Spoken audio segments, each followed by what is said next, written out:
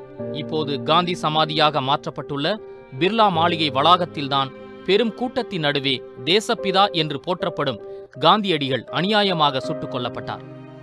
அது எப்போதும் போல காந்தி பிரார்த்தனை செய்யும் மாலை நேரமாகும். அவர் அப்போதுதான் சில அடிகள் எடுத்து வைத்து பிரார்த்தனை செய்யும் இடத்திற்கு நடந்து வந்து கொண்டிருந்தார். அப்போது அவர் பாதையின் குறுக்கே வந்து நின்ற நாதுராம் விநாயக் கோட்சே தனது கையில் இருந்த பிஸ்டல் மூலமாக 3 முறை காந்தியை நோக்கி சுட அந்த இடத்திலேயே சுருண்டு விழுந்தவர் அடுத்த நொடியே உயிரிழந்தார். காந்தி கொலை வழக்கில் தொடர்புடைய நாதுராம் கோட்சே, அவரது தம்பி கோபால் கோட்சே, நாராயண் ஆப்தே, விஷ்ணு கார்கரே, மதன்லால் பாகவா இந்த 5 பேருக்கும் குருவாக விளங்கியவர்தான் விநாயக் தாமோதர் சாவர்கர். இவர் வலதுசாரிகளால் போற்றப்பட்டவர் என்பது குறிப்பிடத்தக்கது. 1934 1948 வரைக்கும் காந்தியை கொல்ல பல்வேறு முயற்சிகள் எடுக்கப்பட்டாலும் 1948 ஜனவரி 20 மற்றும் 30 தேதிகளில் நடந்த சம்பவங்கள் மட்டுமே சட்டப்பூர்வமாக பதிவு செய்யப்பட்டுள்ளது. இவை அனைத்திற்கும் பின்புலமாக விநாயக் தாமோதர் சாவர்கர் செயல்பட்டதாகவும் குற்றச்சாட்டுகள் எழுந்திருக்கின்றன. இவரின் தூண்டுதலின் பேரில்தான் கோட்சே காந்தியை கொலை செய்ததாகவும் கூறப்படுகிறது. முதலில் காந்தியை கொல்ல கோட்சே போட்ட திட்டம் என்னவெனில், மதன்லால் பாழடைந்த குட்டிச்சுவர் அருகே நிற்க வேண்டும்.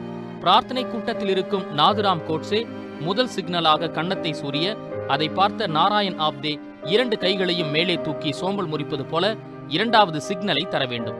இதை பார்த்த மாத்திரமே குட்டிச்சுவர் அருகே நிற்கும் மதன்லால் கையெறி குண்டை அதன் மீது போட்டு மக்களை சிதறி ஓடச் செய்ய வேண்டும்.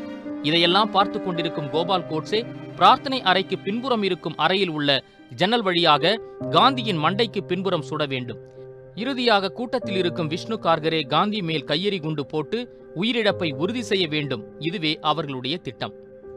ஆனால் கடைசி நேரத்தில் கோபால் கோட்சேவுக்கு ஜன்னல் எட்டாமல் போனதாலும், மதன்லால் கையெறி குண்டை போட நினைக்கும் போது காந்தியை அவருடைய சீடர்கள் அழைத்துச் சென்று விட்டதாலும் முதல் முறை போட்ட திட்டம் தோல்வியை தழுவியது. இந்த சம்பவத்தில் மதன்லால் கைது செய்யப்பட்டார். முதல் திட்டம் தோல்வி அடைந்ததால் சரியாக 10 நாட்களுக்கு பிறகு, அதாவது ஜனவரி 30ஆம் தேதி 3 பேர் மட்டுமே சென்று நேருக்கு நேராக நின்று காந்தியை சுட்டுக் கொள்வது என 2வது முறையாக திட்டமிடப்பட்டது. இதன்படியே கோட்சே நேரில் நின்று காந்தியை சுட்டுக் கொள்ள திட்டமிடப்பட்டது. இதன்படி காந்தியின் காலில் விழுந்து ஆசீர்வாதம் வாங்குவது போல நடிக்கும் கோட்சே எழுந்து நிற்கும் போது தனது பாக்கெட்டில் இருந்த 9 mm ரக பெரேட்டா பிஸ்டல் மூலமாக காந்தியை 3 முறை சுட்டுக் கொன்றதாக கோட்சேவின் வாக்குமூலமும் அப்போது வெளியான புத்தகங்களும் கூறுகின்றன. கொலை வழக்கில் குற்றம் சாட்டப்பட்ட நாதுராம் கோட்சே, நாராயண ஆப்தே, விஷ்ணு கார்கரே, திகம்பர் ராமச்சந்திர பட்கே, கோபால் கோட்சே, மதன்லால் பாவா, சங்கர் கிஸ்தயா, தத்தாத்திரேய சதாவிவ பராசுரே, விநாயக் தாமோதர் சாவர்கர் ஆகிய 9 பேர் ஆவர். இவர்களில் கோட்சே மட்டுமே கடைசி வரை தான் செய்தது சரி என வாதிட்டார். காந்தி சுயநலம் இல்லாதவர், நாட்டுக்காக துன்பங்களை ஏற்றவர், சொந்த ஆதாயத்துக்காக எதுவும் செய்யவில்லை, மக்கள் மனதில் விழிப்புணர்வை கொண்டு வந்தவர் என்பதை வெளிப்படையாக ஒப்புக்கொண்ட கோட்சே முஸ்லிம்கள் மீது அதிகமான பாசம் வைத்திருந்ததும், பாகிஸ்தானிலிருந்து இந்தியாவுக்கு அகதிகளாக ஓடி வந்த இந்துக்கள் மீது இரக்கப்பட்டு ஆறுதலாக ஒரு வார்த்தை கூட பேசவில்லை என்றும், மனிதாபிமானம் பற்றி அவருக்கு ஒரு கண்தான் இருந்ததாகவும், நம் நாட்டின் மீது தான் கொண்டிருந்த பக்திதான் காந்தியை கொல்ல காரணம் என்றும் தனது வாக்குமூலத்தில் கூறியதாக தகவல்கள் தெரிவிக்கின்றன. கோட்சே காந்தியை 3 முறைதான் சுட்டார் என்பது அனைவருக்கும் தெரியும். அப்படிதான் நீதிமன்றத்திலும் கூறப்பட்டு தண்டனை வழங்கப்பட்டது. ஆனால் காந்தி உடலை துளைத்தது 4 புல்லட்டுகள். நாதுராம் விநாயக் கோட்சே துப்பாக்கியில் இருந்து வெறும் 3 புல்லட்டுகள் என்றால், காந்தியின் உடலை துளைத்த அந்த 4வது தோட்டா எங்கிருந்து வந்தது, அதை சுட்டது யார் போன்ற விவாதங்கள் எழத் தொடங்கின. இதுவரை காந்தியை கொலை செய்தது ஒரு நபர் என்றும் அவர் நாதுராம் கோட்சே என்றுமே அறியப்பட்டு வரும் நிலையில், கடந்த ஆண்டு பங்கஜ் பத்னிஸ் என்ற ஆராய்ச்சியாளர் தொடுத்த வழக்கின் மூலமாகத்தான் காந்தி உடலை துளைத்தது 4 புல்லட்டுகள் என்றும், அதில் 3 மட்டுமே நாதுராம் விநாயக் கோட்சே உடையது என்றும் உண்மைகள் வெளியாக தொடங்கின. இந்த வழக்கை தொடர்ந்த பங்கஜ் அபினவ் பாரத் என்ற அமைப்பின் துணை நிறுவனர் மற்றும் ஆய்வாளர் ஆவார். இவர் காந்தியின் உடலை 4வது புல்லட் துளைத்ததற்கான ஆதாரம் தன்னிடம் உள்ளதாகவும், அது கோட்சேவின் துப்பாக்கியில் இருந்து பாயவில்லை என்பதற்கான ஆதாரங்களும் தன்னிடம் உள்ளதாக தெளிவாக கூறினார். ஆனால் மகாத்மா காந்தி கொல்லப்பட்ட மறுநாளே வெளியான the Times of India, Dawn, Reuters மற்றும் லோக்சத்தா ஆகிய நாளேடுகள் காந்தி 4 குண்டுகளால் சுடப்பட்டு கொல்லப்பட்டார் என்று முதல் பக்கத்திலேயே தலைப்புச் செய்தியாக பிரசுரித்துள்ளன. இதைத்தான் பங்கஜ் ஆதாரமாக முன்வைக்கிறார். போலீசார் தரப்பில் 3 குண்டுகள் தான் காந்தி உடம்பில் பாய்ந்ததாக கூறப்படும் நிலையில் 4 குண்டுகள் பாய்ந்ததாக பத்திரிகைகள் செய்தி வெளியிட முடியுமா என்ற கேள்வியையும் முன்வைக்கிறார். மேலும் காந்தி குண்டடிப்பட்டு இறந்ததை நேரில் பார்த்த சாட்சிகளும் அவர் மீது 4 தோட்டாக்கள் பாய்ந்ததை பார்த்ததாக சாட்சியத்தில் கூறியிருப்பதும் இதற்கான மற்றொரு ஆதாரமாக இருக்கிறது. இவற்றுக்கெல்லாம் மேலாக காந்தியின் உடலை 4 தோட்டாக்கள் துளைத்த புகைப்படங்கள் இதற்கு பிரதான சாட்சியாக இருக்கின்றன. மேலும் தனது ஆதாரங்களுக்கு வலு சேர்க்கும் வகையில் காந்தியின் நெருங்கிய மருமகள் உறவை சார்ந்த மனுபென் காந்தி என்பவர் எழுதிய டைரி குறிப்பில் இருக்கும் தகவல் இதுவாகும். துப்பாக்கிச்சூடு நடந்த இடத்திலிருந்து 2 தோட்டாக்களும் காந்தியின் உடலில் சிக்கியிருந்த நிலையில் ஒரு தோட்டாவை அவரது சாம்பலில் இருந்தும் எடுத்ததாக காவல்துறையினர் கூறுகின்றனர். ஆனால் காந்தியை சுட்ட பிறகு இறுதிச் சடங்குக்கு அவரை குளிப்பாட்ட உடல் கொடுக்கப்பட்ட போது அவரது மேலாடையில் ஒரு தோட்டா சிக்கியிருந்தது என அந்த டைரி குறிப்பில் தெரிவிக்கிறார் மனுபென் காந்தி.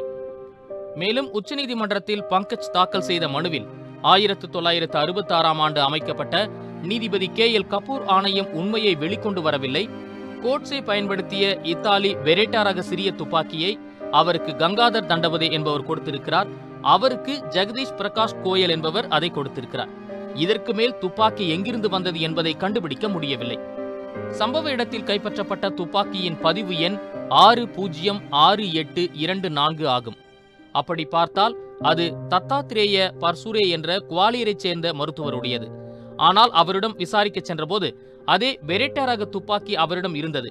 ஆனால் அதன் பதிவு எண் 719791 ஆகும். காந்தியின் உயிரை பறித்த அந்த 4வது குண்டு இந்த 2 துப்பாக்கிகளில் இருந்தும் வரவில்லை என 1948இல் போலீஸ் வெளியிட்ட அறிக்கையில் குறிப்பிடப்பட்டுள்ளது. எனவே அந்த 4வது குண்டு எங்கிருந்து வந்தது என்ற மர்மத்தை கண்டறிய மறு விசாரணைக்கு உத்தரவிட வேண்டும் என கூறப்பட்டது. இதனிடையே தி கார்டியன் எனும் நாளேடு காந்தி கொல்லப்பட்ட போது 4 குண்டுகள் துப்பாக்கியிலிருந்து வெளியேறின என்ற கூற்றை முன்வைக்கிறது. இதில் 3 குண்டுகள் காந்தியின் உடலை நோக்கி பாய்ந்ததாகவும் 4வது குண்டு அதாவது கோட்சே காந்தியை சுட்ட பின் தான் வைத்திருந்த துப்பாக்கியால் தன்னை சுட்டுக் கொள்ள முயன்றபோது அவருக்கு பின்னால் நின்றிருந்த விமானப்படை வீரர் அவரை பிடித்து உலுக்கிய போது அந்த குண்டு திசை மாறி வெடித்தது என்று தெரிவித்துள்ளது. ஆனால் அந்த இடத்தில் கோட்சே தற்கொலைக்கு முயன்றாரா என்பது குறித்த அறிக்கை ஏதும் இல்லை. போலீசார் தாக்கல் செய்த அறிக்கையில் அப்படி தகவல் ஏதும் குறிப்பிடப்படவும் இல்லை. மேலும் காந்தியை கோட்சே 3 முறைதான் சுட்டார் என்றால் அந்த 4வது தோட்டா யாருடையது என்ற கேள்வி அப்போதைய செய்தித்தாளில் வராமல் போனதற்கான காரணங்கள் மர்மமானதாகவே உள்ளன. வரலாற்று ஆய்வாளரான ஆதித்யா முகர்ஜி ஏதோ 2 நாளேடுகளை மட்டும் பார்த்து வரலாறுகள் எழுதப்படுவதில்லை, வரலாற்று ஆய்வாளர்கள் தங்கள் ஆய்வுக்கு தொடர்புடையவற்றை மட்டுமே கணக்கில் எடுத்து ஆய்வு நடத்துவார்கள், அதனால் 4வது குண்டு என்ற பேச்சே இல்லை என மறுக்கிறார். மேலும் ஒரு இந்து வலதுசாரியைச் சேர்ந்தவர்தான் கொலை செய்தார் என்ற விஷயத்தையும் கோட்சே பயன்படுத்திய துப்பாக்கி குண்டையும் மாற்ற முடியாது என்றும் கூறியுள்ளார். இந்த மனு விசாரணைக்கு உகந்ததுதானா என்று கேள்வி எழுப்பிய நீதிபதிகள் இந்த விஷயத்தில் மூத்த வழக்கறிஞர் அமரேந்தர் சரணை உச்சநீதிமன்றத்திற்கு உதவி செய்ய நியமித்தனர். நீண்ட ஆய்வுகளுக்கு பிறகு வழக்கறிஞர் அமரேந்தர் சரண் காந்தி படுகொலை தொடர்பான வழக்கை மீண்டும் விசாரிக்க வேண்டுமா என்ற அறிக்கையை உச்சநீதிமன்றத்தில் தாக்கல் செய்தார். அதில் மகாத்மா காந்தி படுகொலை வழக்கை மறு விசாரணை நடத்த வேண்டியதில்லை என்றும் கோட்சே தவிர வேறு யாரும் காந்தியை சுட்டதற்கான ஆதாரங்கள் இல்லை என்றும் தனது அறிக்கையில் கூறியுள்ளார். இதனை அடுத்து உச்சநீதிமன்ற நீதிபதிகள் S.A. பாப்தே, S. நாகேஸ்வரராவ் அமர்வு வழக்கை தள்ளுபடி செய்து உத்தரவிட்டது. சுதந்திர இந்தியாவின் முதல் பயங்கரவாதம் மகாத்மா காந்தி படுகொலை. விரைவாக விசாரிக்கப்பட்டு தீர்ப்பு வழங்கப்பட்ட முதல் பெரும் வழக்கும் இதுவே. அனைவராலும் தேசப்பிதா என்று அழைக்கப்பட்ட மகாத்மா காந்தியின் மரணம் தொடர்பாக மறு விசாரணை கோரிய வழக்கால் இந்தியா மட்டுமல்லாது உலக நாடுகளிலும் பல்வேறு சர்ச்சைகள் எழுந்துள்ளன. ஆனால் சர்ச்சைகளுக்கு முற்றுப்புள்ளி வைக்காமல் மேலும் நீடிக்கும்படியான தீர்ப்பையே உச்சநீதிமன்றம் வழங்கியிருப்பதாக பெரும்பாலானோர் கருத்து தெரிவிக்கின்றனர். காவேரி செய்திகளுக்காக கனிமொழியுடன் தைரியராஜ். உண்மை செய்திகளை உங்கள் கண்முன் கொண்டு வரும் காவிரி நியூஸின் யூடியூப் சேனலை சப்ஸ்கிரைப் செய்யுங்கள். நொடிக்கு நொடி நாட்டு நடப்புகளை தெரிந்து கொள்ள kaverinews.tv, Facebook, Instagram, Twitter போன்ற சமூக வலைதள பக்கங்களோடு எப்போதும் இணைந்திருங்கள்.